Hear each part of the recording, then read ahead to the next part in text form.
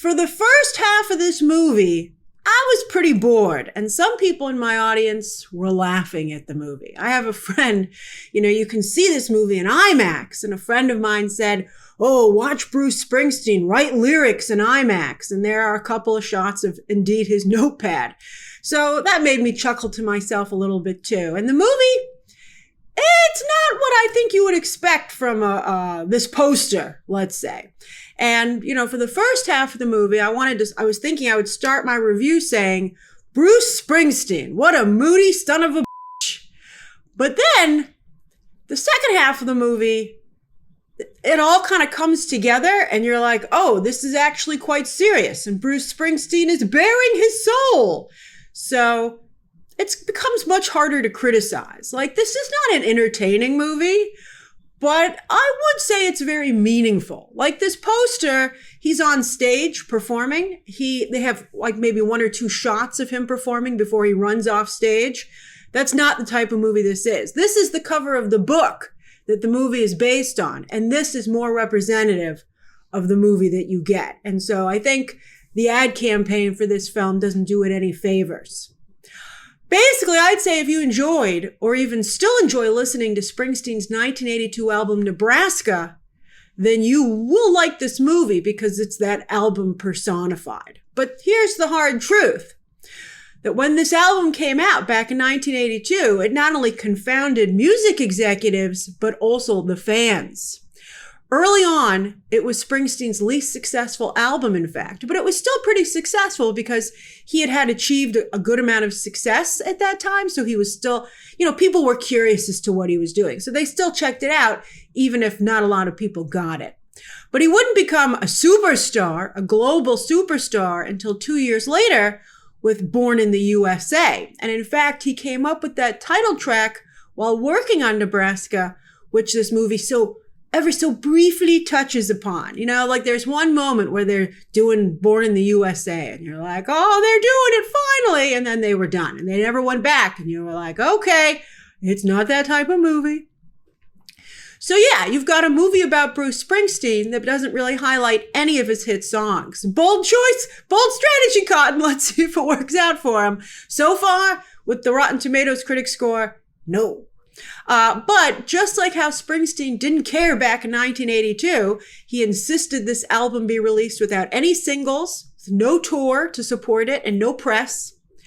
I mean, the Nebraska album, the book about the making of that album, and now the movie based on the book about the making of the album, well, what its true purpose is, and what Springsteen always intended, was to share a deeply personal message about himself. So, respectfully, let's discuss that. The movie does have some pretty amazing lines. I'd say a handful of them, but my favorite, or one of my favorites, is it can be hard when people aren't who you want them to be. I was like, ooh. And it was particularly fitting while watching this movie because it's not the movie I wanted it to be. And I had this thought process while I was watching the movie, and I credit a lot of you with this. I think over the years, interacting with so many of you, you've made me more empathetic. And I think that as we all hopefully become more empathetic as a society, when you realize that someone isn't who you thought they were, that you don't just turn away, but you open yourself up to who they actually are. And you listen to what they have to say, especially if what they have to say is so important to them. You owe that to anybody, I would say. But, Bruce Springsteen, again, this probably isn't the movie that a lot of people are thinking they're going to get when they buy their ticket. But if Bruce Springsteen feels this strongly about something and he wants to share it, I say we listen. I don't know if you have to do it in the theater. You might do it down the line on digital or streaming, but, it's really, really important to him. And I do think that there is something worthwhile here. And also, back to that line, I don't think Bruce Springsteen is really deep down his boss, Born in the USA persona. And I'm sure his hardcore fans know that. I'm sure so, I was like, is Bruce Springsteen really an artist? And someone, when I brought that up recently, was like, have you ever listened to any of his songs, Grace? And I'm like, not really. I really only know his persona. And it is interesting to see a blue collar Jersey guy who is, deep down an artist. Before seeing this movie, I'd never have categorized him that way. And I looked him up. I was like, what did he look like back then? And he did look like an artist. He looked so different before he leaned into the Jersey boy persona hardcore with Born in the USA. Just such a shift in image. And to be honest, Jeremy Allen White, while excellent here, very, very good, he's a little too polished and clean cut to really sell this stage of Bruce Springsteen's life. He's already the Born in the USA version of Bruce Springsteen, the one that sold a lot of albums. And maybe that's why they cast Jeremy Allen White. But the problem is that when he's trying to really be artistic and lean into his emotions, particularly again in the first half of the movie, it seems more like he's trying, like theater, instead of authentically being an artist. And that does not help the film. Also, a real problem for this movie, and I see it. I've seen some people bring it up, and when I was watching it, I was like, oh, it is a problem. And that's that it comes out just 1 year after A Complete Unknown. Both movies feature an up-and-coming Hollywood heartthrob, very much wearing, like, let's say, a costume, right? Even down to putting on a voice. Less so for in some scenes, Jeremy Allen White, I'd say, again, the first half of the movie is weaker, until it, I think, truly becomes what it wants to be and shows its hand. But particularly during the first half, I was like, this is very similar to Chalamet's performance. And also a kind of by-the-numbers music bio. The whole craze, of course, was kicked off by Bohemian Rhapsody. Bohemian Rhapsody made almost $1 billion at the box office and won Rami Malek the Oscar. But not only was Malek as Freddie Mercury lightning in a bottle, but the set list for that movie was insane, spotlighting all of Mercury's biggest hits, capped off by making you feel like you were in attendance at Mercury's historic Live Aid performance. What a great use of premium screens. And none of the movies that have followed have achieved anything close to that. It's weird to me that they have not, they were like, people like classic Hollywood. People like music bios instead of really looking into what made Bohemian Rhapsody special. So they've churned out all these very weak copies, and none of them have come close and therefore had not been anywhere near as successful. The Michael Jackson bio, hopefully that upcoming one, that's the next best bet to come somewhere close to that if the filmmakers are smart enough. On a side note, I will defend A Complete Unknown, which is a better movie than this one in my opinion, but it's a different movie, right? To me, and it's interesting, A Complete Unknown was a business movie, which is why I liked it so much. This is a feelings movie. So A Complete Unknown really highlighted how Bob Dylan changed the folk music industry forever, and also how he built, his persona, almost like Marilyn Monroe built hers. Bob Dylan was, not so much who he was, but someone he created. And seeing that was really interesting to me. And also, they spotlighted Bob Dylan's greatest hits. They actually played his popular songs in that movie. Again, this Springsteen movie, as I said, is more about feelings than music. It's a very small scale film. It's a very personal film. And as someone who is a fan of the advice of don't look back and don't get lost in your feelings, this is a weird space for me to be in. But I think I'm very proud of myself. I was like, all right, Bruce, if this is what you want to do, I'll do it with you. So that, I felt nice about that. And again, it has none of his hit songs in it. And they have Born in the USA, but not performed at a concert or anything like that. It's only being first tested in a recording studio. But this, as I said, just like the original Nebraska album, this is what Bruce Springsteen wants. I did find it very interesting to see how a musician, specifically a songwriter, constructs a song. And they did the whole journey here, from inspiration, which was kind of cool, to the writing of the lyrics and how they evolved. I don't want to give anything away because it's not that much of it, so I want you to experience it. But that was cool. To experimenting with the sound of the song. That's something I haven't seen in this type of movie before, and I really appreciated it.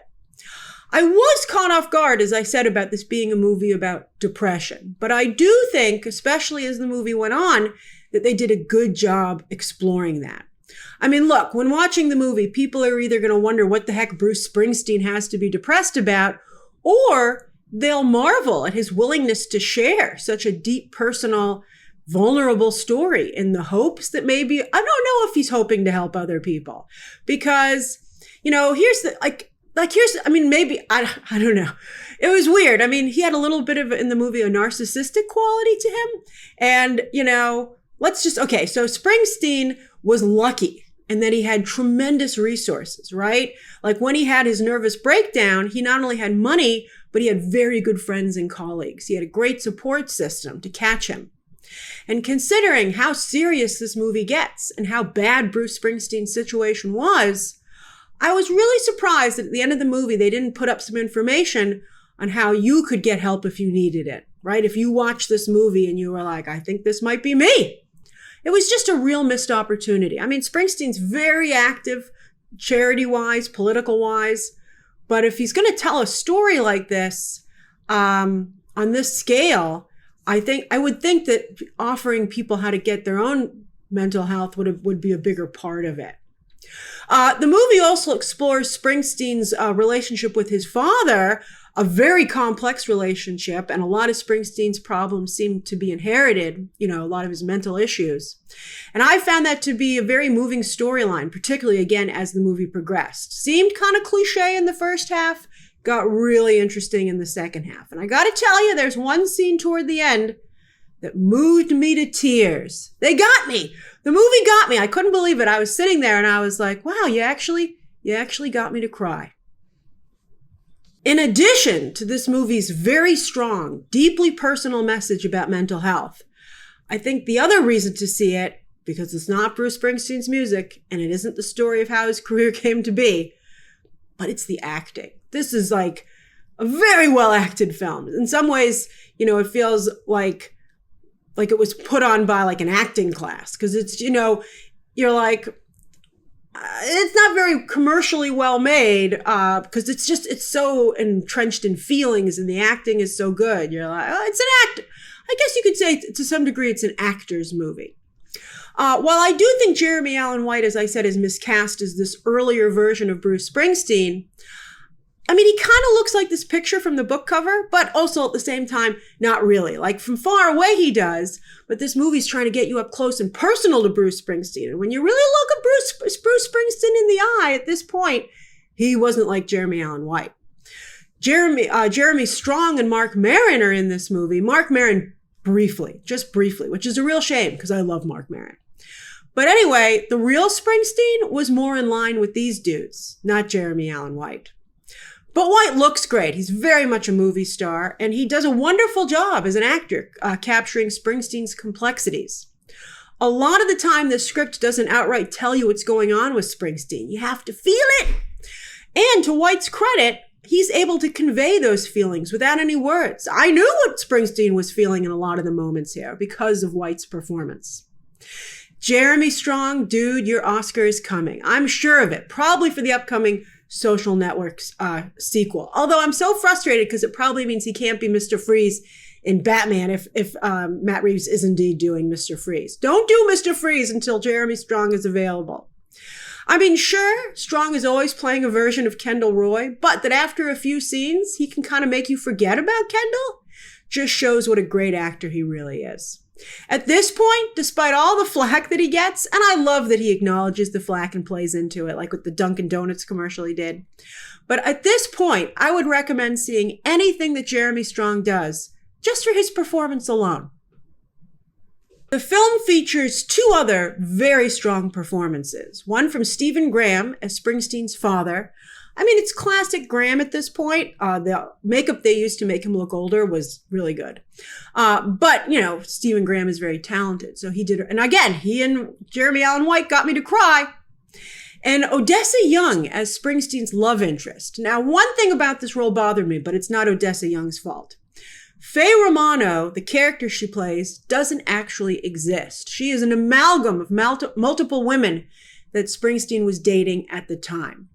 For a movie that's trying so hard to be so real and authentic, to have a really glaring omission that Springsteen was seeing multiple people at that time instead of just one woman, I think is a big mistake that the movie makes. And I wish they hadn't done that. As good as Odessa Young's performance is, I think it would have I would have preferred a more accurate picture. So that was a little frustrating.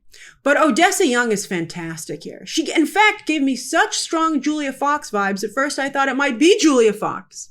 And I mean that in a good way. I think Julia Fox, for all her personal life shenanigans, and maybe she's having a tough time too, but I think she's actually a pretty good actress. And so is Young.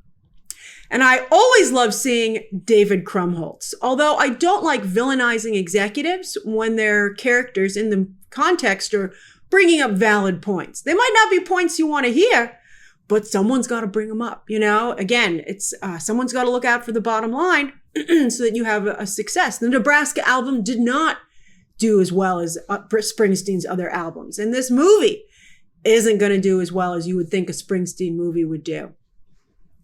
And I also have to say, to the executive that Krumholtz plays his credit, they did release, the record company did release the Nebraska album as Springsteen wanted. But it was hard for them because, of course, they had to take a little bit of a loss. I mean, it did well, but it didn't do well as it could. Another album would have. Well, they got Born in the USA 2 years later. Anyway, I respected the heck out of Jeremy Strong's John Landau, who he's playing, Springsteen's manager and producer, respectfully standing up for his client, understanding that he's asking the record company to take a little bit of a loss, but investing in Springsteen in the long term because it's important to his client and Springsteen as an artist. I thought that was beautiful, and I think that this movie really highlights the ideal long-term artist-manager relationship. And again, Springsteen was very lucky to have that. I mean, a lot of managers have done their clients dirty and done tremendous damage to them financially and emotionally and professionally. So surprise, this is a dark and depressing movie with very little music. Although, when you realize it comes from writer-director Scott Cooper, less surprising. But like Cooper's other films, it's like all of his other movies. So you know what you're going to get if you don't think Bruce Springsteen, like his persona, think Scott Cooper. I think Scott Cooper's films are well made. By far and away, my favorite is still Hostiles. What's your favorite Scott Cooper movie? But this is like maybe I don't like Scott Cooper's films. So, but I would say, I don't think it's going to do particularly well. But I respect it. I respect it for what it accomplishes and what I think. I respect it. Like John Landau, when he was, producing the first album, this movie gets across the very personal and important point that Bruce Springsteen wanted to share with the world. And so it's successful in that regard. I do think that it's worth seeing, but you decide in what format: theaters, digital, or streaming. Which one do you think you're going to pick? All right, so that's my review of Springsteen, Deliver Me From Nowhere, which the title makes a lot more sense when you've seen the movie. All right, so it's now in theaters and will soon, of course, be coming to digital and then streaming. We'll see how fast, depending on how it does in theaters. Share your thoughts down below. Springsteen fans in particular, I'd love to hear from you. Are you a fan of the Nebraska album? Why is that? Share those thoughts down below. Subscribe today. And of course, as always, you can check out some more videos right now.